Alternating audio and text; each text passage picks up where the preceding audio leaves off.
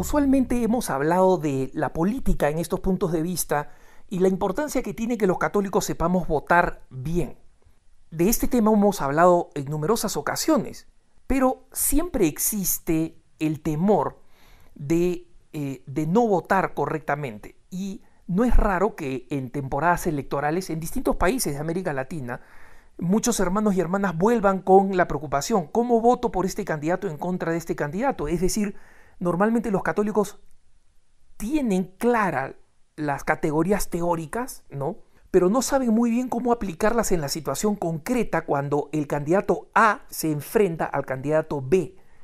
Y ahí nosotros vemos que ninguno de los dos candidatos cubre el ideal de lo que debería ser un candidato elegible por un católico. Y ahí, lamentablemente, los católicos igual tenemos que votar. Tenemos que votar porque es un deber ciudadano. En algunos de nuestros países, votar es obligatorio, es decir, existen multas o penas para quienes no voten. En otros países, votar es electivo. En cualquiera de ambas circunstancias, el católico moralmente tiene que comprender que tiene que votar. Repiten los papas en las encíclicas sociales, lo repiten nuestros obispos, que animan a que la gente no deje de cumplir con su deber ciudadano. Pero a la hora de votar, ¿qué criterio hay que escoger? Recientemente, una lectora de Así Prensa decía lo siguiente, ¿no? ¿Es correcto tomar como criterio principal para votar en una elección presidencial el tema de la postura del candidato en temas como el aborto y las uniones civiles? Entiendo que la respuesta es sí, y es correcto, ¿no?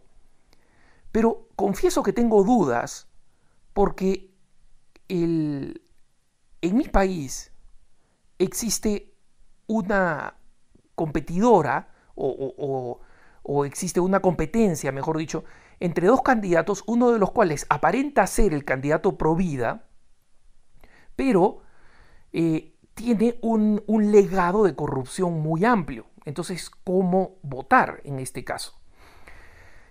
A mí me parece importante hablar de los criterios que tenemos que aplicar los católicos. Los criterios son, en primer lugar, estar bien informados respecto de la doctrina. Y esta lectora de Así Prensa tiene las cosas claras. Efectivamente, temas de aborto y de unión homosexual son temas decisivos. Para clarificar el punto, nosotros tenemos 5 temas no negociables. 5 no negociables. Estos 5 no negociables son el derecho a la vida del no nacido, es decir, no al aborto, el derecho del matrimonio tal como las civilizaciones la han mantenido entre un hombre y una mujer, es decir, no a equiparar las uniones homosexuales al matrimonio. 3, no a la eutanasia, al asesinato de ancianos o enfermos terminales. 4, no a la manipulación genética. Y 5, no a la clonación humana. Y ahí están los 5 no negociables. Entonces, ¿el tema de la corrupción es un tema importante? Por supuesto que sí, nuestros países no van a salir adelante si es que no se rompe el tema de la corrupción. Pero el problema es que si nos ponemos a pensar honestamente, ¿cuántos candidatos de nuestros países, desde que ustedes tienen conciencia política, yo sé que muchos son jóvenes y no recuerdan muchos candidatos, pero recuerden los últimos por lo menos, y los que son mayores, recuerden los distintos candidatos que han visto, ¿cuántos no prometieron que iban a combatir contra la corrupción? ¿Cuántos de ellos no dijeron que iban a acabar con la corrupción? ¿Y cuántos de ellos no terminaron siendo extremadamente corruptos? En consecuencia, lamentablemente, y esta es una tragedia real de nuestros países, no nos basta la promesa, no nos basta ninguna promesa. Porque si hay algo que hacen los políticos es prometer. Entonces, en nuestros países, nosotros tenemos primero un criterio, la plataforma de los candidatos. Si un candidato tiene una plataforma pro vida y otro candidato tiene una plataforma anti vida, la discusión prácticamente se ha acabado. Uno no puede votar por una plataforma anti vida. Pero si dos candidatos dicen que van a defender la vida, el siguiente paso es ver cuáles de ellos están correctamente equipados para hacerlo. ¿Y a qué me refiero? Si un partido dice que va a defender la vida y el candidato o la candidata se proclaman providas, pero dentro de su equipo de asesores, dentro de la gente más cercana a ellos, existen personas completamente contrarias a la vida. Si en la lista de estos partidos políticos existen feministas, grupos de presión homosexual, pragmáticos que no les interesa nada más que la economía, entonces el partido puede prometer mucho, pero no va a estar en capacidad porque los personajes que van a terminar gobernando son personajes que están en contra de la vida. Entonces, esa es la segunda fase de información del católico. La primera, los planes de gobierno. La segunda, los personajes, no solamente que se proponen, sino los que los rodean. Y la tercera, el tercer criterio, es obviamente la factibilidad de las promesas. Miren, si hay un candidato que tiene sospechas de ser una persona corrupta o de haber liderado un sistema corrupto, y por otro lado se enfrenta otro candidato que solo promete que va a combatir la corrupción, esa promesa hay que tomarla con bastantes granos de sal, con mucha prudencia, porque lamentablemente la promesa de acabar con la corrupción debe ser la promesa más hecha por todos los candidatos políticos. Y mi pregunta es, ¿cuánto se ha acabado la corrupción en la mayoría de nuestros países? Hay países que no han tenido la historia de corrupción de otros, y hay países donde la corrupción está comparativamente bastante bajo control, si se tiene en cuenta otros países. Pero en la mayoría de nuestros países lamentablemente no es así.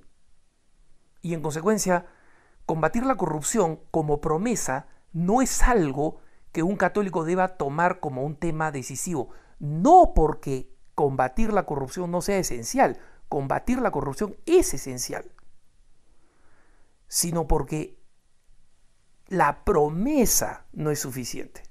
La promesa no es suficiente. Nosotros necesitamos combatir la corrupción, pero la promesa no es suficiente. Así que la decisión el católico la tiene que tomar y tiene que saber tomarla. Y tiene que comprender que no puede esperar que los obispos le digan vota por este o vota por este otro, porque el acto cívico es un acto de conciencia y los obispos no pueden, no deben, y nuestros obispos en general en América Latina y en Estados Unidos y en España lo saben, no deben y no pueden decir vota por tal candidato o vota por este otro candidato, porque el acto de votar es un acto de conciencia y es un acto finalmente de importancia moral. ¿Esto qué cosa quiere decir? Que es un acto moralmente bueno o moralmente malo, y por eso que hay que hacerlo y hay que hacerlo bien.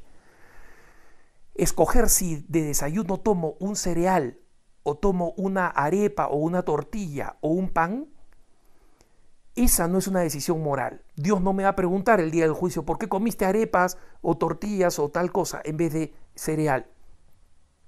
Pero Dios sí me va a preguntar por qué votaste por este candidato. Y no vamos a poder dar razones porque me caía bien, porque me caía mal, porque mi primo hermano estaba conectado con ese candidato y yo me iba a favorecer. No, tiene que ser con la conciencia recta y honesta de que es la mejor decisión. ¿Podemos equivocarnos? Podemos equivocarnos, porque el ser humano es falible. Pero una cosa es equivocarse honestamente y otra es actuar mal. Que tengas un buen día.